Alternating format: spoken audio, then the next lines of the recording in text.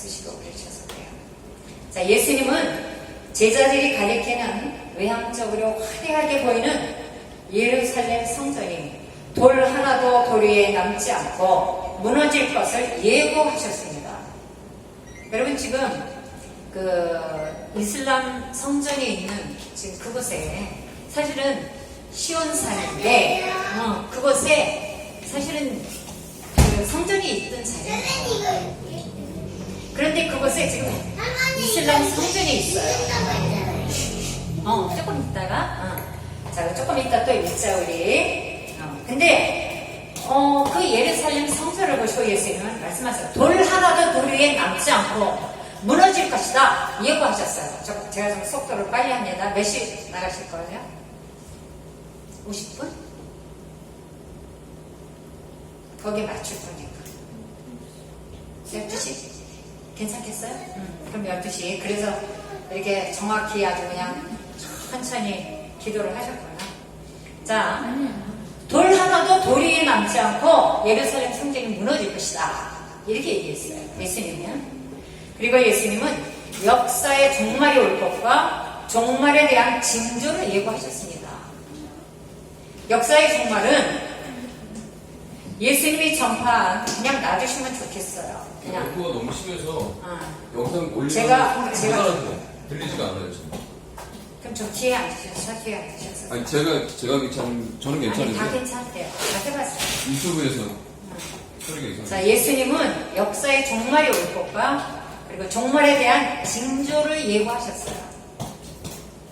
역사의 종말은 예수님이 전파한 하나님 나라 복음이 갖고 있는 내용 가운데 하나입니다. 그것은 이 세상 나라와 질서가 하나님이 보내신 인자의 심판에 의해서 멸망하고 완전한 하나님 나라가 세워진다는 거예요. 자, 잘 들으세요. 자, 첫 번째로 다가오는 종말론적 환란이 있습니다. 제가 지금 염세인 전도사님한테 맞춰서 속도를 좀 빨리 할 거거든요. 그러니까 여러분들이 집중해서 좀 잘 들으세요. 자, 다가오는 종말론적인 환란이 있습니다. 예수님은 역사의 종말에 대해서 실질적이고 비관적인 입장을 갖고 계셨어요. 너희들 마지막 때는 심각한 지경이 될 것이다. 종말의 때는 미중유의 대환란이 돼. 미중유가 뭔지 제가 찾아봤어요. 그때는 뭐냐면 일찍이 있지 않았던 그런 뜻이에요.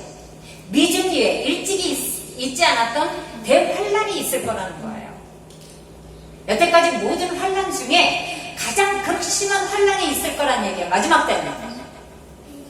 오늘 읽은 복음서 저자 마가는 종말에 일어날 큰 환란에 대한 예수님의 말씀을 다음같이 전해주고 계세요. 이는 그날들이 환란의 날이 되겠습니다. 하나님께서 창조하신 때부터 지금까지 이런 환란이 없었고 후회가 없습니다. 오늘 읽은 마가복음 13장 19절에 있습니다. 20절에 있습니다. 역사의 종말에는 여태까지 없었던 큰 환란이 다가오는데 하나님은 그 택하신 자들을 위하여 그날을 단축시키겠다라고 말씀하고 계세요. 이 말씀이 참 위로가 되지 않습니까? 우리가 마지막 때 큰 환란한 날에 정말 그날이 길어지면 우리는 구원도 없고 어떻게 견딜 수가 있겠냐 이거예요. 조금 위로가 되긴 해요. 그죠? 자, 우리 시온이도 이제 할머니 목사님께 집중. 그렇지 않으면 어느 누구도 구원을 받지 못할 것이기 때문이라고 말씀하셨어요. 얼마나 심각한 환란이면 이렇게 말씀하신지 거의 짐작도 못할 것 같습니다. 여러분, 지금 잘 믿으세요. 대만 믿지 마세요. 저는 오늘 화성되는 우리 염어머, 우리 염새벽 선교사님이 잘 가는 거라고 생각합니다. 이번 여름 여행은 쉽지 않았어요. 지구를 구하지도 못했고 코로나라는 역병이 돌고 이기술 집사님 직장 문제도 있고 시온이를 돌봐야 하는 어려움까지 있습니다. 대단한 결단이었어요. 그러나 해야 돼요. 왜? 나가지 못할 때도 있으니까. 나가고 싶어도 못 나갈 때가 옵니다. 에고 가는 사람보다 남아있는 사람이 더 큰 상급이 있을 수도 있어요. 주님이 이 가정에 하실 일이 큰 기대가 되지 않습니까? 전 기대가 됩니다. 우리 염색을 순종하시니 하나님께서 장막도 역사하실 것입니다. 그것만 하시겠습니까? 염 목사님은 폐에 암이 있습니다. 그런데도 나는 꼭 가야 되겠다. 염 목사님 순종하고 하나님 치유하실 줄 믿습니다. 할렐루야. 나사렛 예수님은 역사 종말의 징조를 다룬 6가지로 말씀했어요. 첫 번째는 예루살렘이 함락될 것이고 무너질 것이다. 다른 복음서 저자도 예수님의 말씀을 다음과 같이 기록하고 있어요. 누가복음 21장 29절에 너희가 예루살렘이 군대들에게 애워싸인 것을 보거든 그 멸망에 가까운 줄 알라. 누가복음 4장 2장 24절에 그들이 칼날에 죽임을 당하여 모든 이방에 사로잡혀 가겠고 예루살렘은 이방인의 때가 차기까지 이방인들에게 밟히리라. 여러분, 예루살렘은 이방인의 때가 차기까지 이방인들에게 밟히는 역사가 있었습니다. 사실은요, 계속 있었어요. 1948년 독립되기 전까지입니다. 그러나 이제는 무화과 그 잎사귀가 순이 연해지고 열매가 맺을 때가 왔다. 그때부터 지금까지 말세 지지 말고 되는 거예요. 이 말씀은 역사적으로 이미 이루어졌고 예수님의 예언 후 40년 이후인 AD 70년에 로마의 장군 기로가 예루살렘을 함락해서 결국은 예루살렘이 함락이 됐어요. 성전은 다 무너졌어요. 돌 하나가 돌 위에 이렇게 저기 하지가 않느니라. 다 무너지리라. 이렇게 얘기했어요. 여러분, 지금 예루살렘 성전은 없습니다. 그래서 제3성전을 지으려고 굉장히 노력하고 있어요. 그래서 전쟁이 일어날 수 있다는 거예요.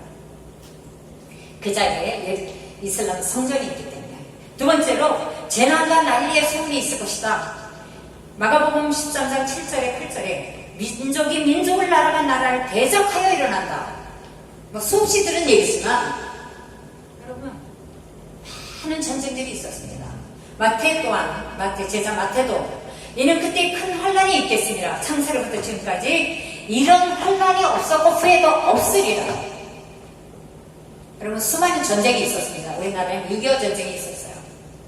앞으로 아마겟돈 전쟁이 있을 것입니다. 마지막 때. 근데 굉장히 빠르게 예측하는 분들도 있어요.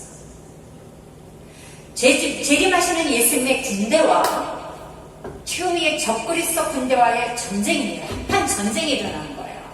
그 목적이 있어요. 재림하시는 예수님의 지상 재림을 저지하기 위해서 적그리스도의 군대들이 전쟁을 일으킨 겁니다. 적그리스도의 지상전 준비로 마귀와 적그리스도 그리고 거짓 선지자에 의한 전 세계 왕들이 군대를 파병할 겁니다. 동방에서 2만만 군대가 갈 거예요. 2만만 군대가 갈 수 있는 나라는 중국밖에 없어요. 2억 군대가 갈 겁니다. 그곳에. 자, 세 번째로 지진과 기근 등 자연적인 재앙이 수없이 일어난다고 했습니다. 마가는 예수님의 말씀을 다음과 같이 기록하고 있어요. 곳곳에 지진이 있으며 기근이 있으리니 이는 재난의 시작이라. 마가복음 13장 8절에 2004년도에 동남아시아 해변 인도네시아인가요? 수십만 명이 휩쓸고 간 쓰나미. 2008년도에 중국의 스촨성 대지진, 2009년도에 이탈리아 지진, 2011년도 일본 후쿠시마 진도 9의 대지진, 쓰나미, 2015년 네팔의 7.9 대지진, 그리고 2016년도에 5.8의 지진, 우리나라 지진입니다.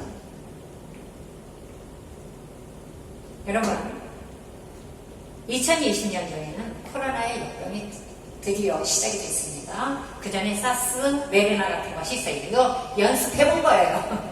근데 마지막 때 인구의 3분의 1이 죽는 그런 역병이 될 겁니다. 아마 뭡니까? 코로나가 변질된 거, 그런 뭐라고 변이 된 그런 어떤 역병이 있을 거예요. 계시록에는 인구의 3분의 1이 죽는다고 돼 있어요. 여러분, 그러기 전에 그렇게 되면 하고 싶어도 못합니다.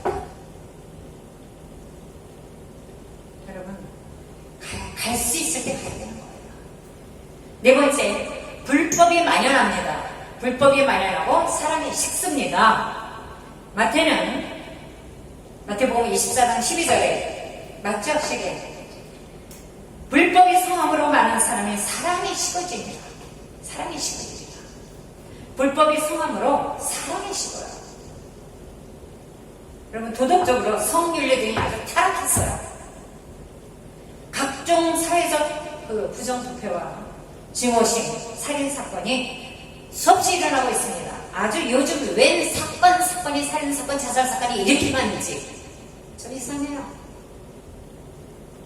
간통법 폐지, 동성애 허용, 차별금지법, 말세 징조들입니다. 불법이 성한 이 시대의 징조들이에요. 무엇보다 이번 코로나 시대의 불법은 예배 집회 금지 법입니다. 물론 조금씩 뭐 봐주기는 하는 것 같지만 앞으로는 성도들끼리 서로 잡아줄걸요. 백신 안 맞은 사람 막 잡아주고 할걸요. 성도들끼리도. 우리 성도들은 그럴 리 없지만은 물론 전염병의 위험 때문에 그렇다지만 그 어떤 장소보다도 교회에 대한 핍박이 컸습니다. 여러분, 천주교 핍박했습니까?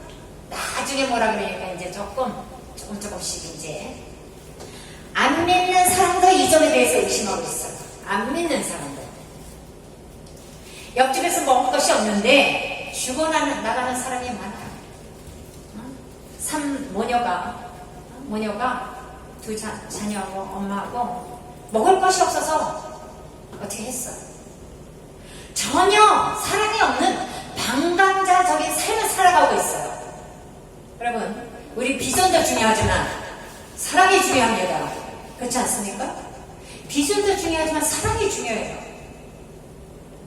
비전 하지만 사랑 없는 비전은 우리는 깽가리예요. 이거 성경에 있잖아요. 어떤 분이 비전이 그래서 사랑도 있어야 되고 은혜도 있어야 됩니다. 제가 이렇게 얘기했어요.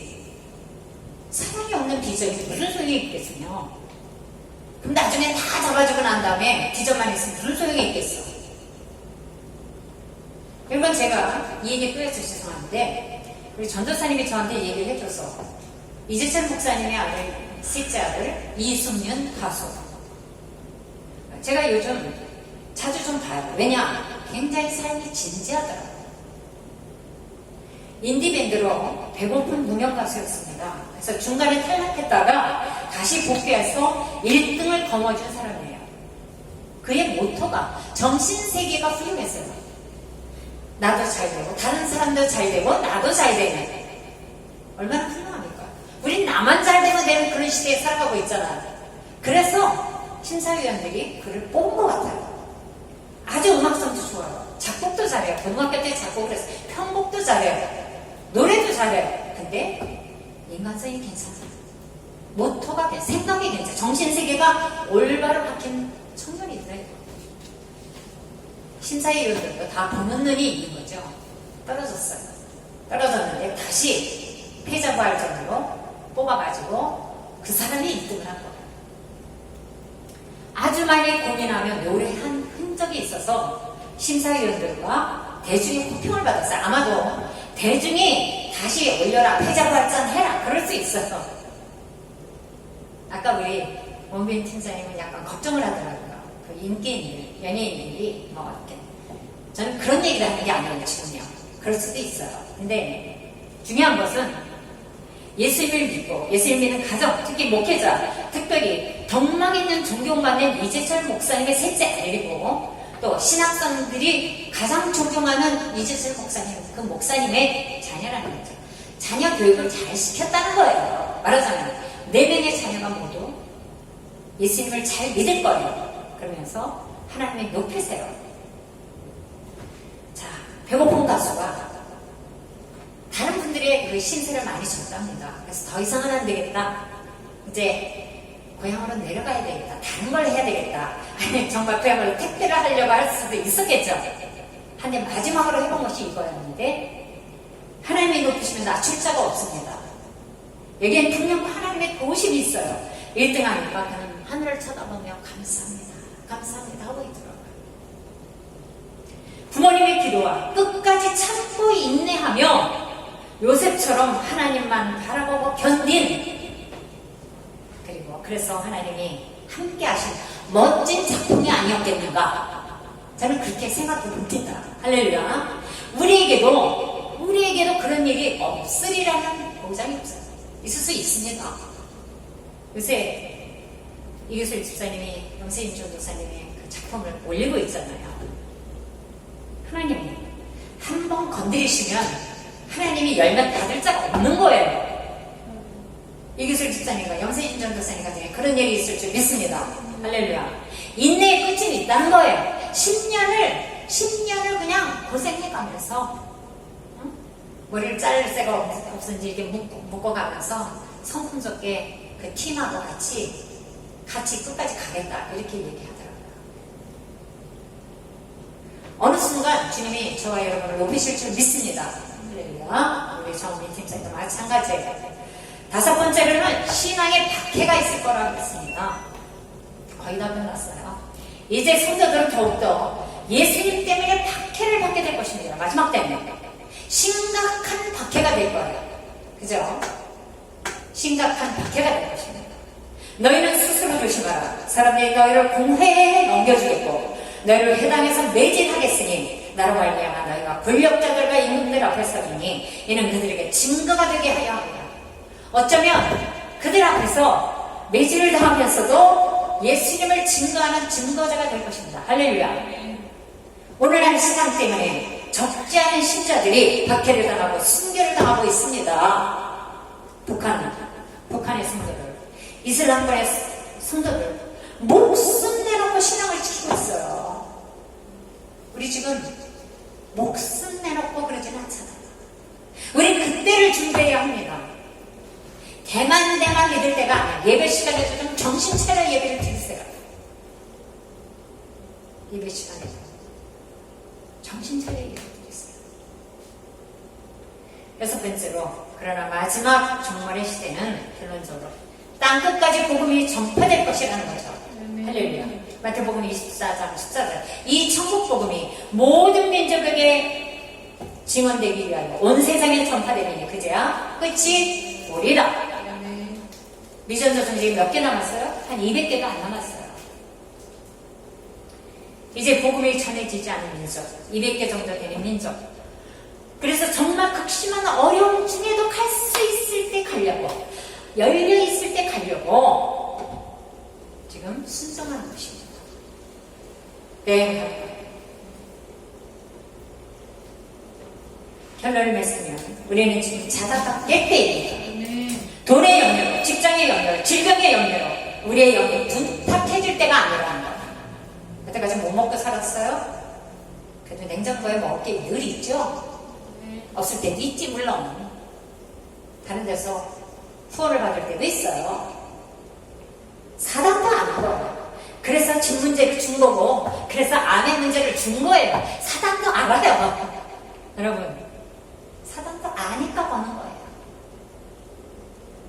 먼저 그의 나라와 의를 구하면 그 모든 것에 더하여 주시는 하나님의 방법대로 우리는 순종하고 하나님은 역사하십니다.